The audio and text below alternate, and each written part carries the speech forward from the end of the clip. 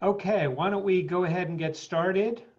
We have close to 80 people online, and I want to make sure that everyone has an opportunity to ask questions. We've got, as I mentioned earlier, this is our weekly call on the COVID-19.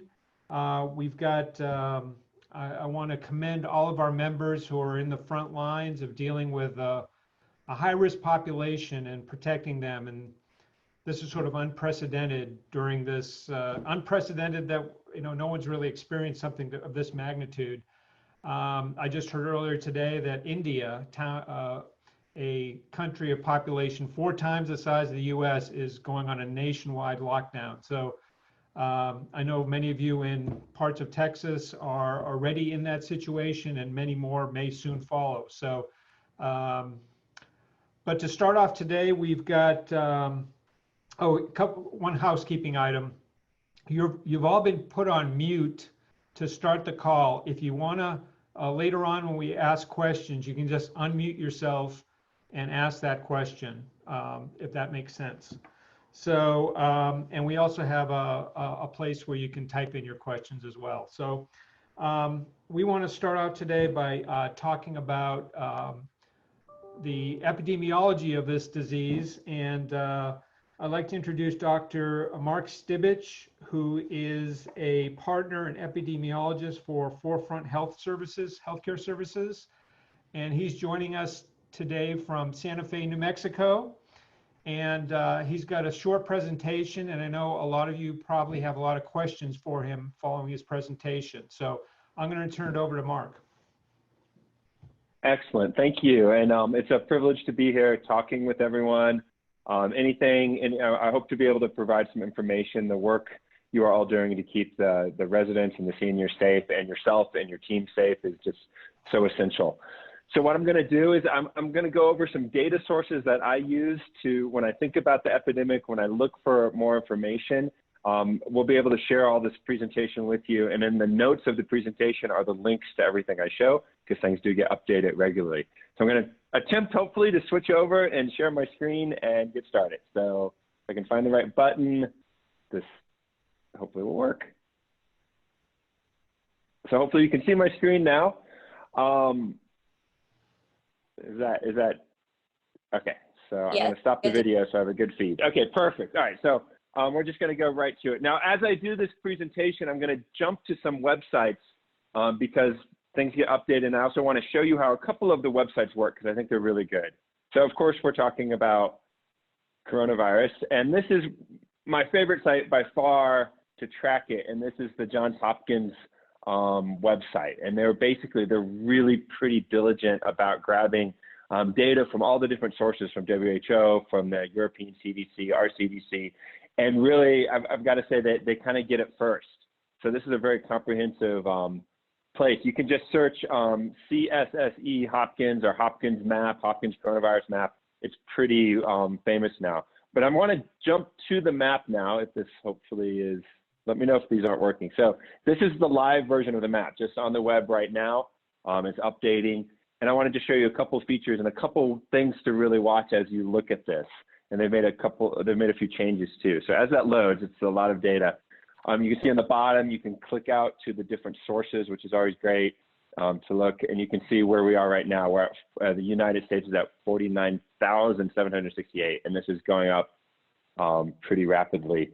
Now, the map that's slowly loading is all cases confirmed ever reported.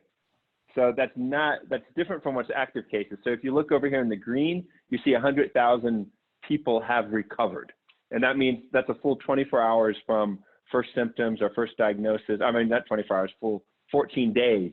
And so this number, by definition, is always going to lag the confirmed case number. But it's important to remember that, yes, there are 400,000 confirmed cases so far, but only 300,000 active, which is still an enormous number. If you click on this little button here, the active cases, you see a very different map.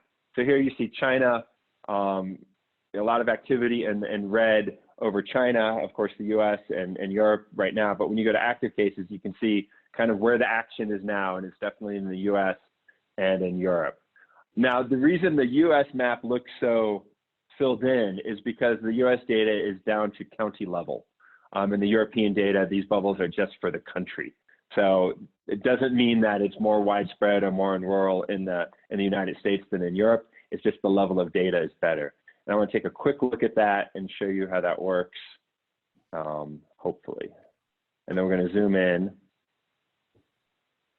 And if this ever isn't working, let me know and we'll figure something out. So we're zooming in, and we're going to zoom in here on Texas. And because we can pick, let's pick on San Antonio first, and you just click on that bubble, and there's Bayhare County, 57 confirmed cases, 1 death, 56 current cases. So you can just click on your county. Here's Austin, here's Travis County, 86 confirmed, no deaths, no one's recovered yet because we're very early in it, 86 existing cases. So if you want to find county level data in the US, this is an amazing source. And that'll really tell you what's going on in your area, in your county. We'll go jump to Houston. Harris is at 78 with 1 death. So this is a great resource. So you can really get right away, you can log on, and they will update it as well as they can. So that's one place I like to go, and I'll jump back over here to the presentation. And so that's one. And then again, on the notes of the presentation, when you get the file, there's a link directly to that. So what do we know so far? So we know this pyramid, and this is another great site, and we'll go to it in a little bit, called Our World in Data, and they are also really big data nerds, and they double, triple check everything. They actually send WHO, nasty notes saying their data's off or they missed a cell or something. So they're very diligent, again, on before they publish anything, which I like a lot. But this is sort of the pyramid. So we have this 81% of mild cases, and those will not have pneumonia, or in this case, mild pneumonia. They likely won't require healthcare, and certainly not in right now. But then you have this 19% that do. And that's really what it's all about right now, is how can we keep that 19%, how can we keep the total number of cases low enough that 19% can get the healthcare they need? And that's what this whole flattening the curve is all about. Here it says in this graph, it says 2.3% of all cases died. It's a very difficult number. That's called the case fatality rate, or I'd like to think of it as the confirmed case fatality rate. So it's the number of confirmed deaths over the number of confirmed cases, and that yields 2.3. But if you see on this pyramid, there's that little gap, because we don't know how big it is, that says cases that were not identified or diagnosed. So there are some number of cases that have not been diagnosed that go into the denominator of that equation. So that 2.3 is only, it's a real number, but it's only the confirmed cases. And there are more unconfirmed cases, and we can have a discussion about how that is and how many there are. And there's a lot of numbers changing. In Italy, that case, the fatality rate's much higher. In other countries, it's lower. So there's a lot of factors that go into it. So I wouldn't focus on that. What we really want to focus on is this 19%. How can we make sure they have the care they need? And that's why these shelter-in-place orders are coming out and the quarantines. Just a quick overview for everyone of the symptoms. Fever is the predominant symptom. So a fever of, I usually think of it 37.5 or just over 100 is one of the predominant symptoms. Someone can be infected with coronavirus before showing symptoms, and they can transmit coronavirus before showing symptoms. However, when symptoms start, they will become more contagious. So those asymptomatic people, yes, and they can spread coronavirus, they can spread COVID, but they are less contagious than someone who's coughing and sneezing and has other symptoms. This is also changing, and recently I heard, it's kind of fascinating, there's been a lot of reports of a very, very early symptom of not being able to smell. Just like people can't smell. And they notice that, they say, hey, that's weird. And then a couple of days later, they're diagnosed. So I don't know how prevalent that is, but it's still developing. And again, and this list will shift around, but this is where we are now and these are from the published studies right now. The question often comes up, is it worse than the flu? Sadly, yes, it is. And this is a graph that sort of shows what we see with flu versus COVID-19. The reason early on people were saying, there's kind of a theme that it's not as bad as the flu. The flu is very widespread. Of course, there's like 50-some million people might get the flu. And we didn't, initially we didn't see that with COVID, but now as the numbers get up, it's getting much more serious. But the severity of the illness is on all accounts appearing to be, worse than the flu. Another one of just comparing flu to COVID. And this is the RO number is called the reproductive number. It's how many people each infected person will infect. And so you can see the flu is almost twice as contagious. But really, it's the next thing that kind of is what's getting us. It's this incubation time. So from exposure to first symptoms can be quite long. I think the 14-day here is a little long. You usually have symptoms within 2 to 5 days, the majority of cases. But there was some data that showed it going out longer. But that sort of infectious period where someone might be healthy, might be out in the community, not know they have symptoms, this is why we're doing the quarantine. The hospitalization rate is roughly 19%. It might be a little lower, really depends on things. So worse than the flu. Next one is, this is for this group, for Texas, for LeadingAge, this is what's really this is just hurts my heart really to see. But you see this older population is most affected and they're most at risk. This has been pretty consistent in all countries. So this is early data from China in this particular graphic, but we really do see a greater severity of cases in the older population and the senior population. And that's why, CMS, maybe it was just last week, coronavirus time is very shocking, but that's why we've gone to no visitors. That's why, all the precautions have been put in place very early, because that fatality rate is so high. Another thing that does affect the fatality rates and the severity is underlying conditions. So someone with no health condition is much less vulnerable than someone with a pre-existing health condition. This data, again, we don't have it for the US, and this is pretty early data from China, and I expect these kind of things to be updated, but this list has stayed pretty consistent. So you're looking at comorbidities, any respiratory illness. Some of the thoughts of why it was kind of, you see a difference between men and women in China, and some of the thinking is that the men smoke more, so perhaps they have more complications with a respiratory infection. That's not all the way played out yet, but that's one of the theories. This is what flattening the curve means. So if it just explodes out of control, we get the yellow situation. In the yellow situation, we have to see a big spike, and then enough people get it that we start getting some immunity in the population, and it starts trickling off. And so it would have less time with coronavirus, less time with COVID, but that little blue line, that faint blue line that says capacity of the healthcare system, it would be massively exceeded. And that's what's got us all really frightened right now. So what we want to do is a situation of the purple line. It's still a large number of people who are infected, but we're going to stretch that over time, and we're going to see, and then hopefully we can stay below the blue line, and that way everyone who needs healthcare will be able to receive healthcare. And that's what all these quarantines are about. I've been on the phone all weekend with our hospital customers, a lot in New York and elsewhere, because they're running out of equipment. They're running out of N95 masks. They're running out of gear. They really don't know what to do. And one of my projects is that we have a device that can use ultraviolet light to disinfect those masks. So we've been working to develop it. But what is really striking about that is they're scared. We really hear how scared the hospital, the front line is, and they're already being put into situations where they have to care for patients without the proper protection for themselves and potentially for other patients as well. So that is just awful. So we're already, and we're coming close to that blue line now, which is why all these quarantine orders are in place. This is another way of thinking about it, and I think this is kind of an interesting graphic. Again, this is about flattening the curve. The first column is, let's say COVID infects 20% of people. If that happens in this bottom left corner, if that happens over 6 months, certain areas will not have enough beds. They won't have enough healthcare. There won't be enough supplies. There won't be enough respirators. Some areas will be okay in the middle of the country. Texas does moderate. But if it happens over 12 months, we're great.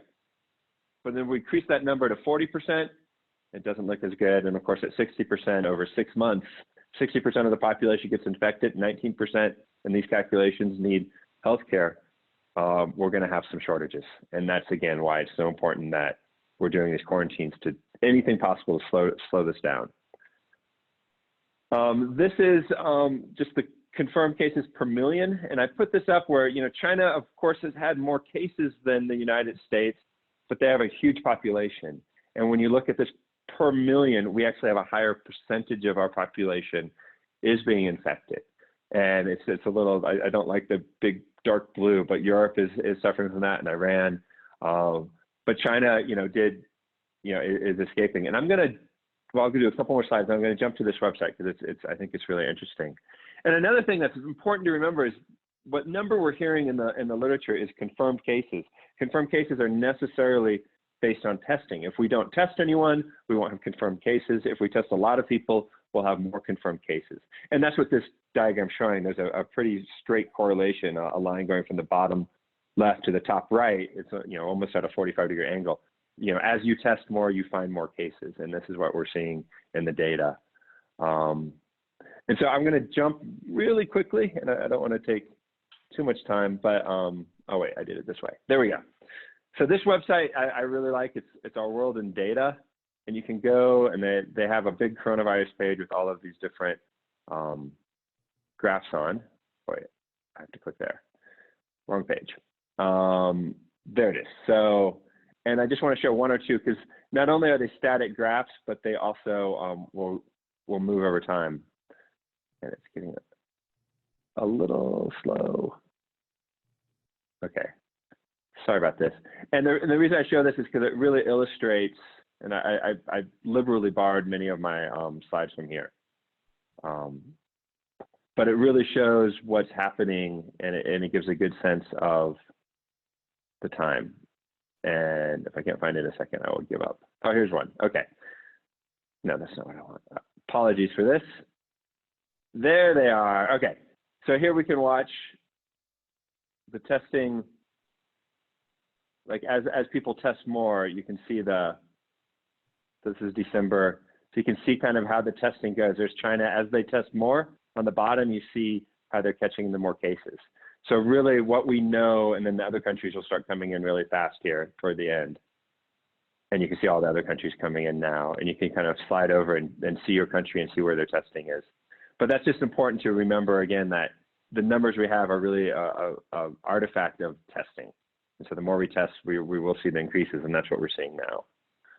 A couple of frequently asked questions I get, and then we'll go to questions for this group. One is, yes, coronavirus is stable on surfaces for hours, and actually they've recovered after days. Hospital level disinfectants do work against them. The key thing there is they need to, of course, be applied correctly, mixed correctly, used correctly. It's important to audit the EVS group and make sure that they're using the correct chemicals that have a virucidal claim. There's a site on the EPA that has that information. Make sure they're using them correctly, and I'll add, make sure they're using them thoroughly. Often there's been a lot of studies in hospitals where surfaces get missed during cleaning, and that's to be expected. So focusing on the quality there and focusing, make sure we have the right product and the right process is very important. A lot of questions about vaccines. So there are 44, according to WHO, this is a WHO draft, 44 candidate vaccines in evaluation now. A few of them have started what are called phase 1 trials, which is a safety trial, and they'll move hopefully rapidly. They'll realize that hopefully the vaccines will be safe and they can move rapidly into phase 2, where we start getting a sense of the clinical impact of the vaccine. But there are 44 candidates right now on the WHO draft here as of March 20th. There's some questions about seasonality. Is it seasonal? Do we see, viruses? We do see some viruses. We certainly see flu season. This I thought was a very clever study. So the green is certain temperatures and humidity. It's a band. And you can see the black dots represent areas of outbreak. This is a little bit old, so New York is not a black dot here, but it does fall in the green band, as does Europe, as does many of the areas in China, as does Iran. This is somewhat hopeful because if those temperatures change and get warmer, we may see less infectivity.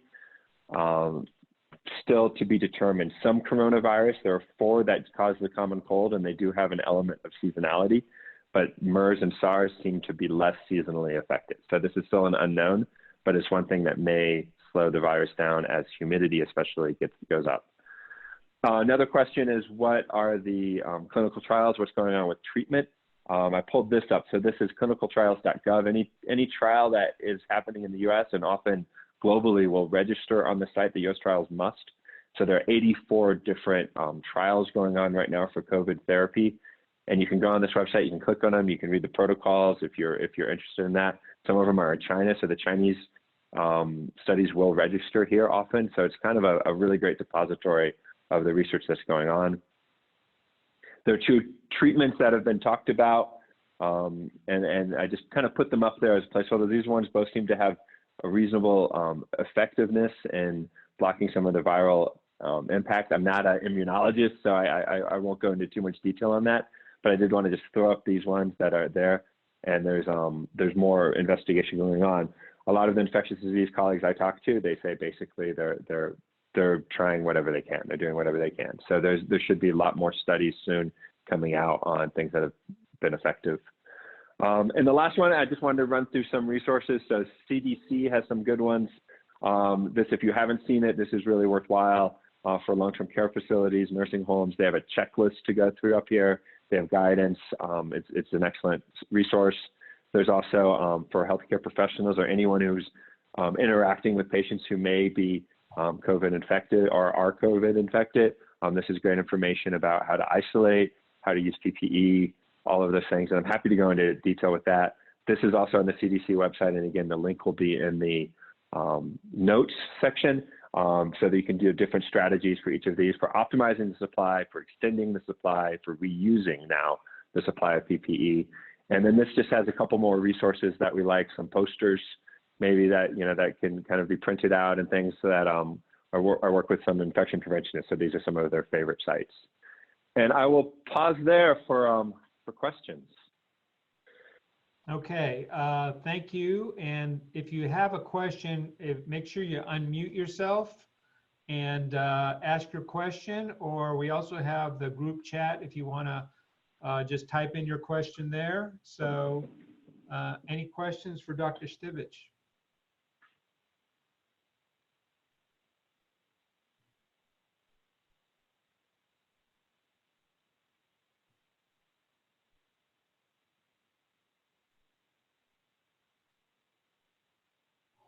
Let me try this. Let me unmute everyone and see if that will help.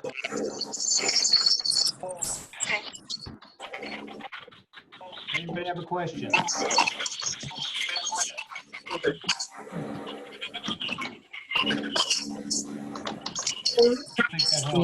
that helps. I have a question. Yes, we can hear you.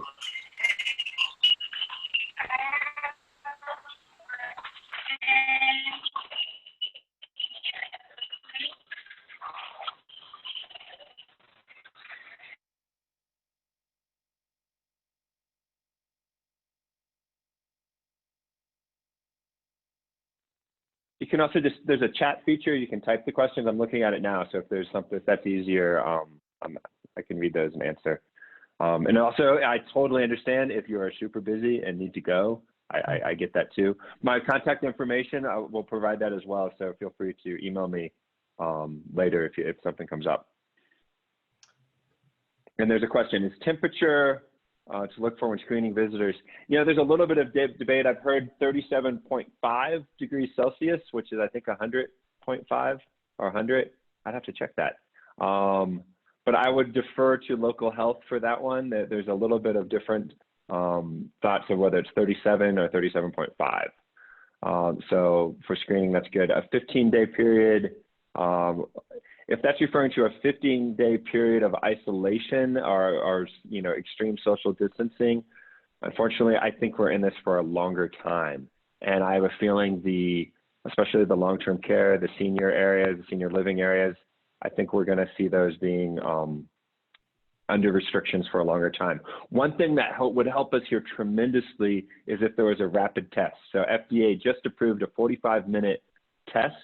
That seems pretty good. If that can be made in large quantities, we can then start understanding better where the infection's coming from, what populations have it, and we can also use that test, much like you do screening when we come in, but it would be more accurate to make sure certain areas are safe.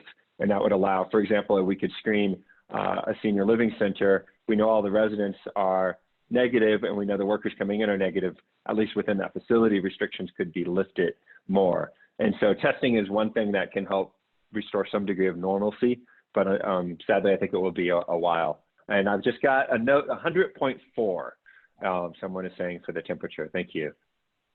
I have a question. talking about, there's sort of conflicting information about how long these sort of massive shelter in place will go on for. Do you have any sort of thoughts on how long do you think? A lot of states have done statewide. In Texas, they've done municipalities. So what's your best guess in terms of how long these will last? Right. So I have kids, they're 14. We fully expect not to go back to school this year. It's just, if we think about what changes to let us lift those things, what are the signs that this is getting better? This is going to be a bad week. We're going to see a lot of upticks in infections just by the mathematics of it. We're not peaking yet. We're nowhere. Sadly, I don't think we're close to the peak yet. What changes is a vaccine will change things. What changes will be a good therapeutic that allows us to treat people quicker or makes the COVID less severe. And so we don't need all of those beds. We can relax then. Herd immunity, the concept that once a certain percentage of the population is immune from being previously infected, the virus will no longer spread. We're a long way from that percentage, and that's an unknown percentage. There's a seasonality may help us. So the summer we may see some good news in the summer. It's entirely possible. We see it goes down some, and we see flare-ups, later. So this might be with us. I think we should all prepare for it to be with us for a long time. A couple other questions coming in. Are EMS personnel exempt from screening when they come into a long-term care facility? Excellent question, and I think that will have to be decided on the at the moment there. I think in my opinion, you could screen them if there's time. Depends on why they're responding, but an infrared thermometer is quick. If that person has a fever, they should be told. They should know. They should be taking precautions and the right steps. But of course, if this is a 911 call and not a patient transport, that may supersede it, a known health risk. That is an excellent question. Another one, what would your recommendation be if a caregiver came down with the virus and everyone in the unit and exposed? There are and everyone in the unit may have been exposed, and some states are allowing them to work with mild symptoms. This is also an excellent question, and the policies are inconsistent by facility. The policies are inconsistent by county, by state. Mild symptoms, I'd be a little nervous about mild symptoms. I would try to figure out a way to, if those people are coming into work, or they're needed, or they're short-staffed, to keep them away from the vulnerable population. You would think about putting them in a mask. Like, one thing, a surgical mask doesn't protect you so much from breathing in the virus from someone else, but it does keep your droplets from going out into the community.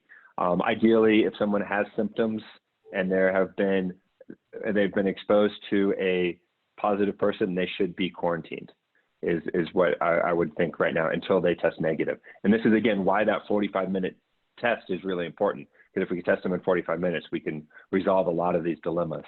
Another one says, Travis County order says 99.6 degrees Fahrenheit is the number, so 99.6. Again, we're seeing, variance by places. Different guidelines are saying different ones, and we've got another one coming in saying they're doing 99.6. So that seems to be the consensus in Texas, so that's excellent. And there's some folks are checking on that now. Who is exempt from screening? The note says Texas HHSC provides guidance on screening exemptions. So that would be override of certainly anything I'm saying. Are fabric masks effective? And there is this whole, can we make masks and the do-it-yourself masks? And I know of several hospitals who have gone out and they've gathered equipment, and they've gotten tailors in their neighborhoods and their communities to volunteer, and the tailors are making masks. So there's a level of different fabrics, and there's a lot of websites out there. Can they be effective? So I've seen, and this is not, I've not researched this extensively, cotton t-shirts and pillowcases are actually some of the more effective things at containing droplets. They're containing droplets around the mouth. But though I expect to see more guidance from this soon, and hopefully if it gets into the situation where we do need more of those kind of surgical masks and droplet containment masks, I'm hoping there'll be more guidance on what fabrics are. So I think this is still an open question. I would check with hospitals. Some hospitals have put up calls to the community and instructions. So something that was vetted by a hospital or requested by a hospital, I think would be a good place to start if there's volunteers or a community to make masks. Another note says 99.6. So I thank you all for getting that clear. That's wonderful. One other question, and then we're probably going to have to move on to other stuff. But once somebody actually has the virus and recovers, when is it safe for them to go back to work? And related to that, how long will they have immunity, or is that not known yet? So I'll start with the second question. It's not known. So to date, there have not been any cases reported of reinfection. There have been a few cases reporting of someone testing negative and then someone testing positive, but every test has, a probability of a false negative and a probability of a false positive. So that negative test they had was likely a false negative, and then for some reason they got tested again, it was positive. So it wasn't that they, they didn't get reinfected necessarily, they just tested positive after being tested negative. In terms of how long, it was the question, how long if it were after they're tested negative, or I'm sorry, I just forgot the question. After, let's say they get the virus and they've quarantined for 14 days, or they've actually gotten sick and gone through the duration of the virus and recovered, when is it safe to bring them back to work? So, and I'll look to the group to correct this again, because it's going to vary somewhat by the areas. And someone just posted it, which is great. So I'll get to that question. We have a nice post here. So here's the guidance for return to work practices and work restrictions. So from CDC, it says wear a face mask at all times in the healthcare facility until all symptoms are resolved, or 14 days after illness onset, whichever is longer. So they have to be both. So all symptoms are resolved, or until 14 days after, whichever is longest. Restrict it from contact with severely immunocompromised patients for 14 days after illness onset. And then, of course, hand hygiene, respiratory hygiene, cough etiquette, all must be adhered to. And they should continue to self-monitor for symptoms and seek reevaluation if symptoms reappear or worsen. So there are two factors that are at play here. It's the 14 days after illness onset and symptoms being resolved. Okay. So those both have to happen. All right. Well, I appreciate you taking the time to be with us today. We're going to continue to, if we have additional questions that come in through the chat or otherwise, we'll forward them to you and get your response and post it on our website. But we certainly appreciate you taking the time. And this is, again, a unprecedented time in our country and in our state, and so we need all the resources we can get. So thank you so much. Yeah, thank you all, and keep doing the good work. Thanks. All right, thank you. I've got a couple of updates, or we're going to talk about some updates from the state and some legal updates. A couple of things that you are probably all aware of, but I'm going to restate them.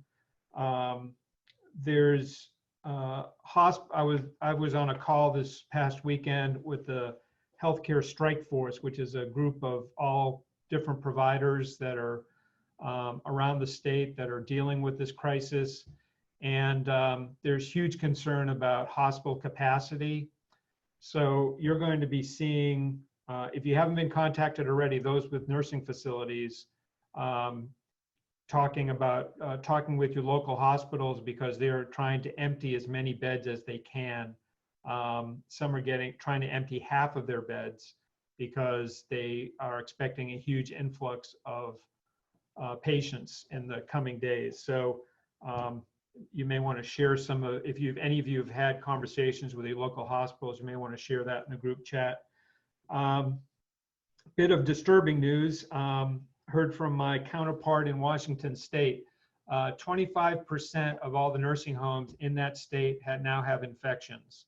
And that is,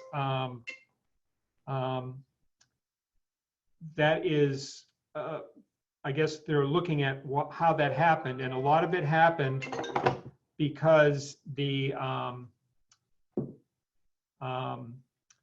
because of mobile X-ray and therapy companies going between buildings.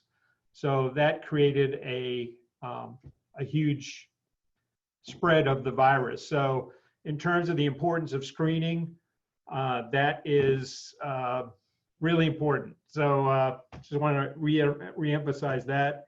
The third thing is, finally, there is some guidance for independent living and HUD housing. So that's all posted on our website, and I urge you to go look at that site more than once a day, because it's updated all the time with our latest information that we're getting from CDC, from the state, and from others. So anyway, I'm going to turn it over to Elise, who's going to give us sort of what's happening from the state level.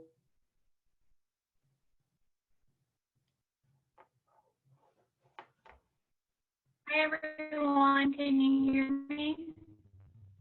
Yes. Okay, great. So I wanted to quickly bring attention to several provider letters that were sent over the weekend, late Friday night or Saturday, hoping they did not get buried in some providers' emails. But if you have not seen a recent letter regarding the suspension of several requirements, then I would encourage you to review that document, as well as the latest NIF guidance on response.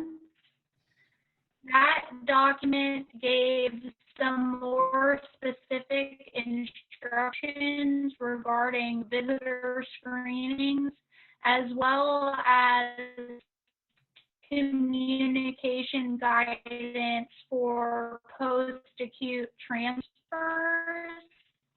There was a form include allowed case of discharges have asked to admit a COVID positive or exposed patient that requires isolation, and we received communication back from the agency, and I will read it word for word right now, but it's also posted on our resource page. If you look at the member Q&A document, which is a Google Doc, all members have access to it, and we encourage you to continue submitting your questions to that document as we're updating it continuously.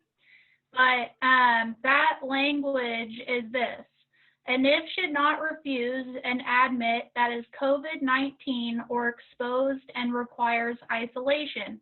However, if they do not have PPE to care for that individual and the referring entity cannot supply it, they can refuse the admit. Please refer to the provider letter, which I just mentioned, that was just released with the hospital transfer coordination form. If a nursing facility cannot successfully isolate the individual as required, they can refuse the admission or negotiate a time with the referring entity as to when they can admit them. This can include, for example, I will not be able to isolate until 2 days, or when the individual is cleared to isolate, I can take them.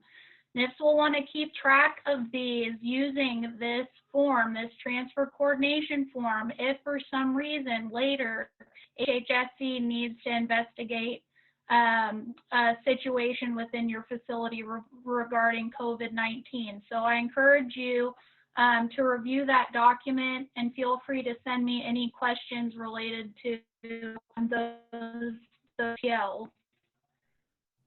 The next update I wanted to provide is related to shelter-in-place orders.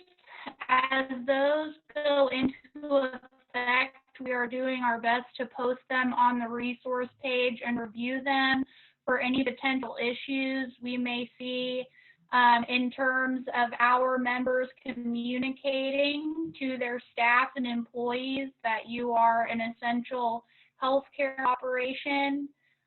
We are also working on resources that may be used for those communities that are under shelter-in-place orders.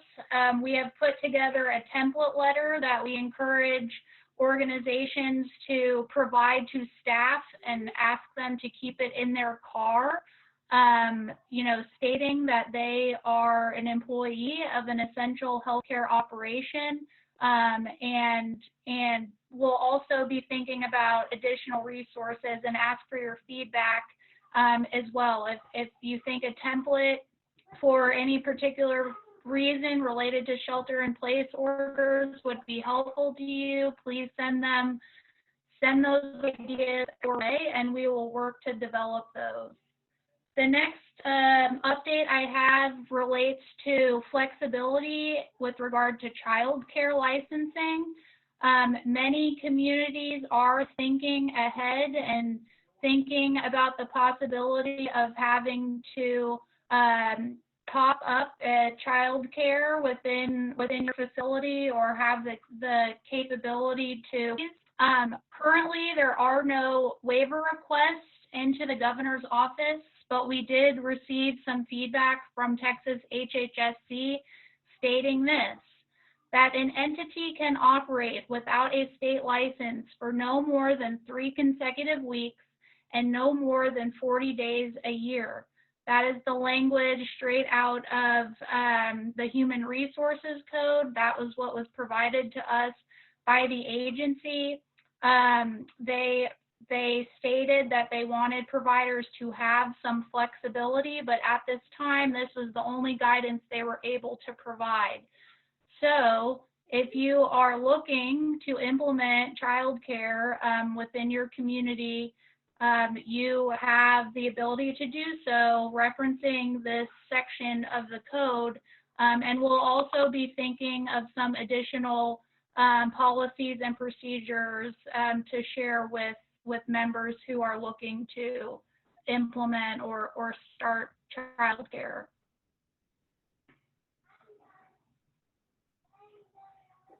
Those are really the main highlights. I have several.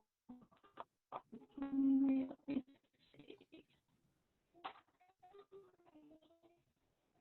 Okay, got a question.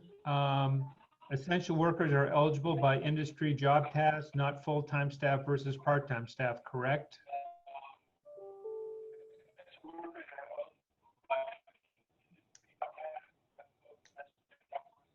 I believe that's the case, but we'll double check that to make sure. Let's see. I'm going to turn it over to Corey McDonald. Corey, can you unmute yourself and give us sort of the latest legal advice? Can you hear me? Yes. Okay. Well, right now, you know, what I've been working on, last week, I worked on various policies designed to discourage people from, basically encourage and discourage residents, particularly in the independent setting, from leaving the community. I know that there's been varying. Corey, you're a little, your volume's kind of low. Can you? If I get closer, does this help? Yeah, hey, everyone, just a real quick reminder to re-mute yourself as we have someone presenting. I think that's causing some of the feedback. Sorry, Corey. It's okay. And sorry, my face is so close. So last week, and the week before that, we were working on policies that we were designing to try and encourage people and, like I said, discourage people from leaving the communities, particularly in the independent living setting where we don't have really much guidance at all because it's an unlicensed setting. Since last week, since the time of our discussion, we have a few things that make that job a little bit easier. One is the governor's order, which did reference retirement settings, retirement housing settings, in terms of keeping visitors out. So that is helpful, at least for showing to the residents, that they fall under the general purview of the governor's order, and that the governor is saying no visitors, and taking it seriously.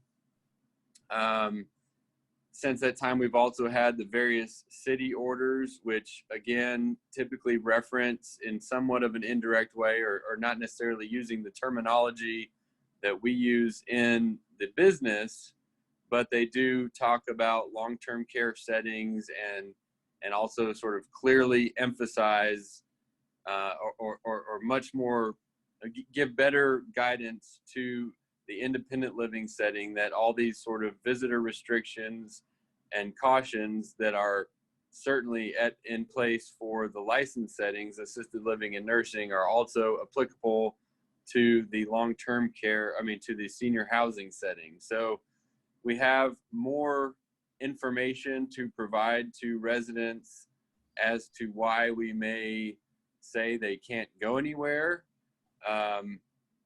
It's a real balancing act, because obviously these are independent living seniors. They have, various rights of the elderly, for example, in the Human Resources Code, which, should they have frustrations about being told that if they leave, they can't come back, they could point to those and say, look, what about these resident rights? And of course, they're just independently minded folks in a lot of cases. Nevertheless, each day I grow more and more confident that the best approach is to strongly discourage departures. Now at this point in, all the major cities, or many of the major cities, and it's just going to continue, and maybe we'll get a state order, but there's not a whole lot of places to go at this point. Groceries, pharmacies. So I again, suggest trying to get folks to stay put to the best that you can. Whether you want to go to the level of essentially saying you if you leave, you can't come back, that's a decision to be made on a case-by-case basis. There are legal issues there. People have leases, and there's actually, prohibitions on eviction right now. So if push came to shove and someone said, you can't tell me what to do, this is just a lease for an apartment building, that gets pretty tricky there. But I think we're all you can kind of look at the way cities are reacting, in that, they are putting a lot of limitations in place. They're hoping that people will not test those, I think. I don't know if the resources are there to find everyone that they catch that's out, but they're putting the restrictions in place. And I think that, it is prudent to consider doing that as well, knowing that there may be some challenges in enforcement. And just to speak briefly on the letter that Elise mentioned for staff to have, I do think that's a good idea. She and I worked on that template. We based it on the language in the Dallas order, but I'm seeing, I've reviewed the Austin order today, and they use very similar terminology in terms of an essential business and essential healthcare operations. And so, we've tried to use language that is in keeping with those orders, and suggest that anytime someone is traveling to and from work, they have a right to do so. Also, if they are, for whatever reason, needing to travel during the work day for work-related purposes, that's what that's for. And I would hope that, anybody that is challenged could use that letter and say, look, here's what I'm doing. Those are the couple of the main things we're working on. Like Elise said, there's this section of the code that deals with short-term childcare, and I'm going to look at that with Elise. As she mentioned, there's a 3-week period on that. I would hope that there is room here to push for extensions of that 3-week period as necessary. And I think that's something we should continue looking at, and I will work with Elise on that as well. I don't have any other specific areas to talk about right now, but I'm happy to answer any questions. Okay, I urge you, if you've got a question, to either type it into the group chat or unmute yourself and ask a question.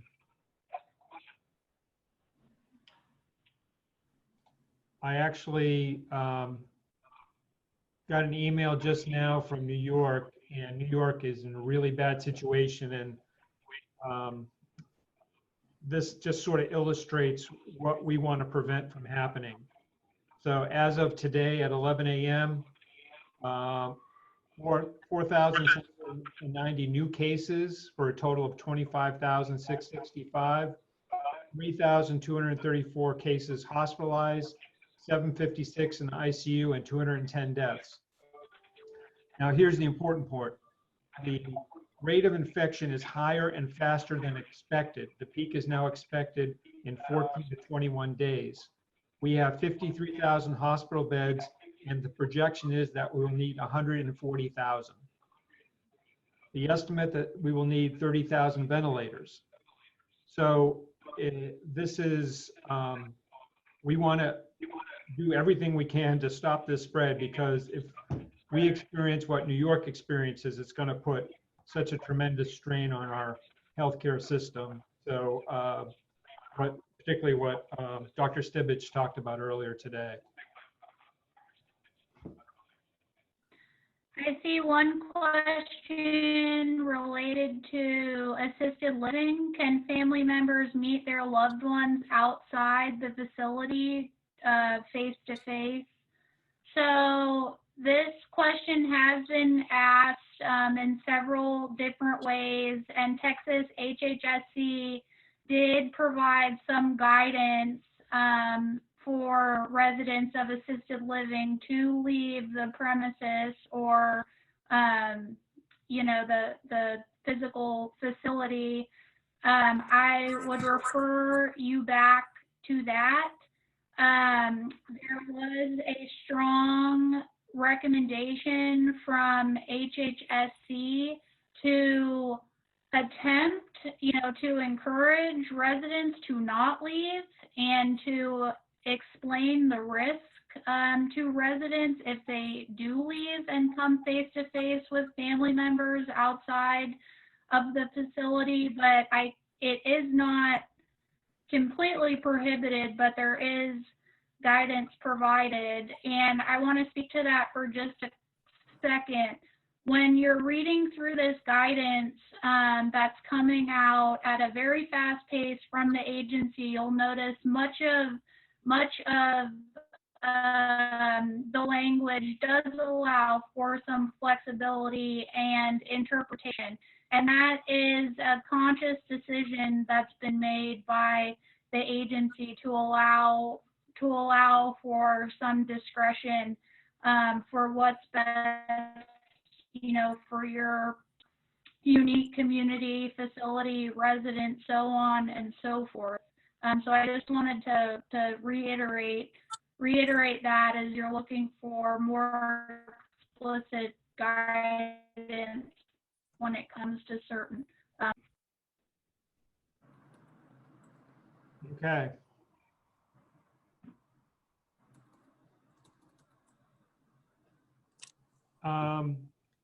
This is a question, and this may be a question for the group, and maybe we can somehow get a group response. Has anyone had issues with their AL residents being able to get pharmacies to refill prescriptions for their hydrochloroquine? Because that's one of the drugs that they've been using as a therapeutic. Has there been any notices to pharmacies to police filling this medication? I don't know of any, but we can certainly. I don't know of any, but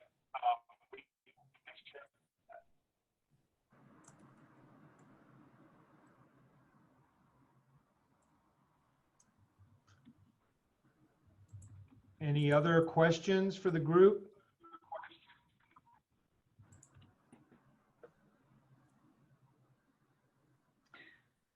have one more. I have more thing to add.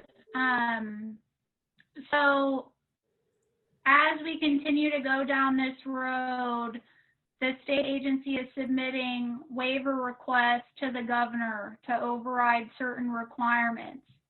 As we get farther into this and things start coming up that you think should either be temporarily suspended or focused on, you need to be sending those to me either through, via email or through our question submittal, whatever means you can, to make sure that we're able to communicate different waiver suggestions to the agency and get those in the pipeline, as there's a turnaround time to get approval. I also, while we're talking, I want to alert everyone, if you haven't already done so, to register either, your financial people to a seminar that we're having Thursday on applying for FEMA funds, because there are a lot of resources out there and you can get reimbursed for a lot of your preparation time, overtime, all those things that is going to strain on your budget. So I urge you to register for that. Got another question.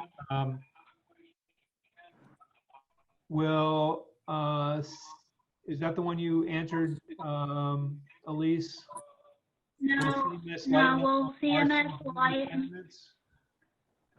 I don't know the answer to that, but that is a question I'm able to ask and get posted to the Q&A.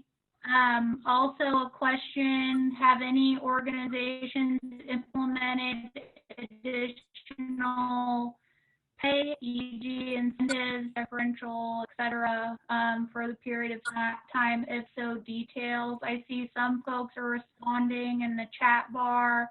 That would be a really good question to pose in the member-to-member communications platform that's available through the resource page. That is a national listserv, so you would get some good feedback there.